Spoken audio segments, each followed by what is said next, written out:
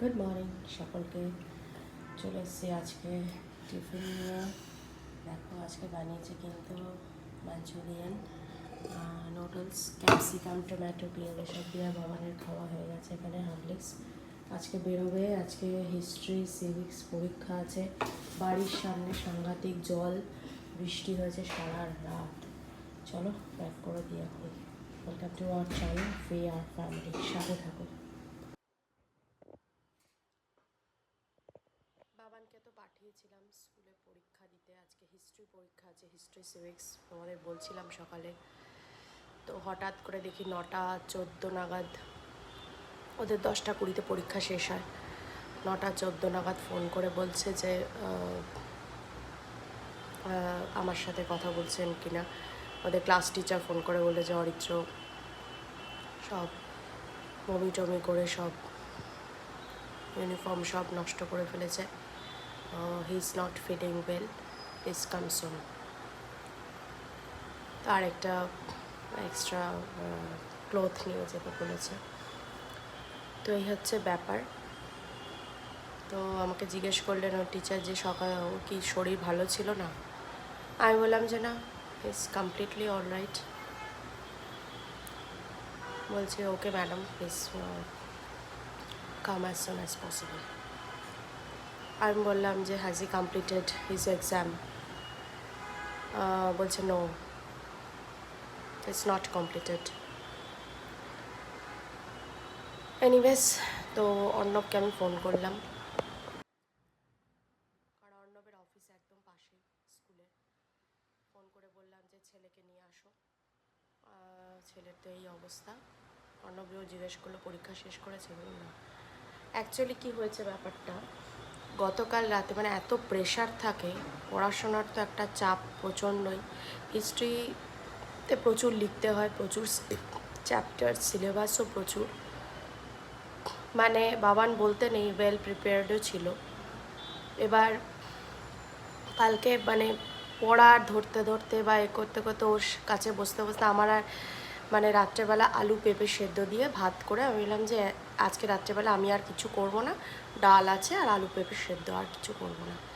এবার ভাতটা আমি বসিয়েছিলাম হাঁড়িতে। এবার হাঁড়িটা এমন হয়ে গেছে, হাঁড়িতে না ভালো করে আর ভাতটা তৈরি হচ্ছে না। ভাতটা আমি মেনলি সসপ্যানে বা রাইস কুকারে করে থাকি, কিন্তু গতকাল কি মনে হলো আমি হাঁড়িতে ভাতটা বসিয়েছি। এবার যথারীতি হাঁড়ির মধ্যে চাল দিয়ে আলু পেঁপে সব ছোট ছোট টুকরো করে কেটে আমি ওর মধ্যে দিয়ে দিয়েছি। হ্যালো, বাবানকে আমি একটু চটকে মেখে খাইয়ে দেবো, ব্যাস তাইলেই হয়ে যাবে, আর আমরা যা খাই ওরা খেয়ে নেবো। তো যাক গিয়ে, তো আমি অর্ণবকে বললাম যে একটু ভাতটা একটু নামিয়ে দাও। অর্ণব অতটা খেয়াল করেনি, বুঝতে পারেনি।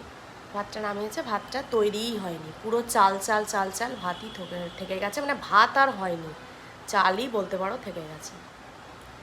এবার এতটা শক্ত হয়ে গেছে, এবার বাবানকে আমি নিচ দিয়ে তুলে তুলে যেটা একটু নরম নরম সেটাকে তুলে তুলে একটু মেখে খাইয়ে দিয়েছি।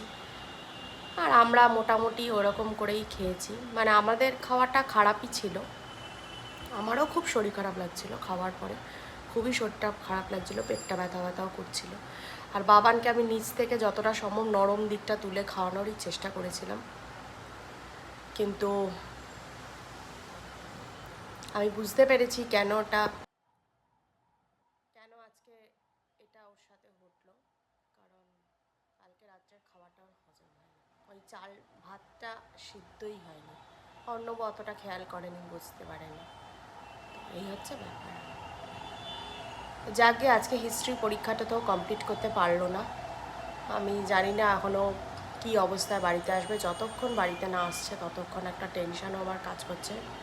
কালকে তো পরীক্ষা আছেই, আবার বাংলা পরীক্ষা আছে, সেটা নয় পরের কথা। এখন আগে ছেলেকে সুস্থ হতে হবে, সব থেকে বড়ো ব্যাপার। কী অবস্থায় গেছে জানি না, কারণ এখন তো বড় হয়ে গেছে। যখন ছোট ছিল তখন ব্যাগের মধ্যে এক্সট্রা করে আরেকটা ইউনিফর্ম, আরেকটা সেট দিয়ে দিয়ে দিতাম, তোমরা অনেকেই দাও, কিন্তু এখন বড় হয়ে গেছে, এখন যথারীতি দেওয়া হয় না। স্কুল থেকে হয়তো অ্যারেঞ্জ নিশ্চয়ই করবে আরেকটা ওকে পরিয়ে দেওয়ার, চেঞ্জ করে।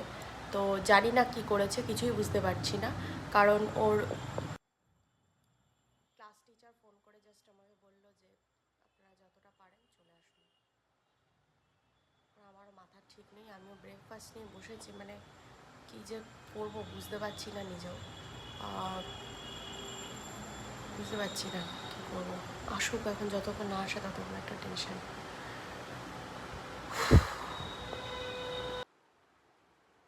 এই যে স্কুল থেকে এসে এই যে এই অবস্থা, সাংঘাতিক অবস্থা দেখতে পাচ্ছি। কালকে যেতে পারবি স্কুলে? আজকে তো পারিসনি পরীক্ষা দিতে, কালকে পারবি? কেমন লাগছে এখন? পেটটা ব্যথা কালকের ভাতটার জন্য, তাই তো?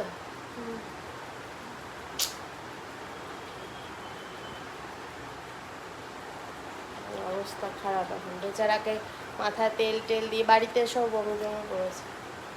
ভাতটা না কালকে কি হয়ে গেল সত্যি, মাথায় তেল টেল দিয়ে স্নান করিয়ে দিয়েছি। এখন আর কিছু খাবি? আপেল টাপেল কিছু খাবি না? খাবে না কিছু। আমি এদিকে রান্না করছি, একটু বরবটি খাচ্ছি, আর এদিকে জল ফুটানো হয়ে গেছে। এখন তো জল ফুটিয়ে ফুটিয়েই খেতে হচ্ছে, গলাটা খারাপ হয়ে গেছে। তোরও নিজের মন মেজাজটা খারাপ হয়ে গেছে, এত ভালো প্রশ্ন এসছে, সবই পারতো, সব জানা ছিল, প্রিপারেশনও ভালো ছিল, সবই ছিল। আজকে শরীরটা এরম হয়ে যাওয়াতে, আর ভাগ্যে যদি কিছু না থাকে না, জোর করেও হয় না, এটাই আর কি। আলটিমেটলি লাকটা গিয়ে সবখানে গিয়ে ম্যাটার করে, খুব ইম্পর্টেন্ট। লাকটা মানুষের ভালো হতে হয়, লাকটা যদি ঠিক না থাকে না, যতই তুমি চেষ্টা করো আর যাই করো, এন্ডে গিয়ে আর ওটা ফল পাওয়া যায় না। এটাই বলছিলাম অন্যকেও, তাই বলছিলাম লাকটা ফেভার করলো না আজকে। এত ভালো প্রিপারেশন, এত ভালো কোশ্চেন, ও সবই পারতো। আমাকে এসে বলছে, আমি নিজেরও মন খারাপ হয়ে গেছে, সবই পারতো, যে আমি মাম্মা আমি সব পারতাম, পারলাম না বলতে। লাকটা ম্যাটার করে। বাবানকে আমি আগে খাইয়ে দিয়েছি, ওকে, ও শুয়ে পড়েছে। আমরা আজকে খেতে বসলাম। দেখো কি রান্না করেছি, দেখো আজকে রান্না করার একদম মুড নেই। বাবানের শরীরটা ভালো না, পরীক্ষাটাও দিতে পারলো না। চলো কি রান্না করেছি দেখো। আজকে আমাদের এই যে ভাত নিয়ে গেছে, আমি আর আনবো, এখানে একটু ডাল রয়েছে, মুসুর ডাল, এগুলো বরবটি ভেজেছি, এগুলো কিছুই খায়নি অল। আর এই যে মাছ করেছি, পাবদা মাছ, কালো জিরা, কাঁচা লঙ্কা, একটু ধনে পাতা বাটা দিয়ে করেছি, ওই কাঁচা লঙ্কা পাবদা যা বলে ওই দিয়েই একটু মাছটা হালকা একদম ঝোল। দেখো ধনে পাতাও ছিল না, একদম পাতা, ওই যে কটা ছিল ওটা বেটে একটু দিয়ে দিয়েছি। চলো এখন লাঞ্চটা করে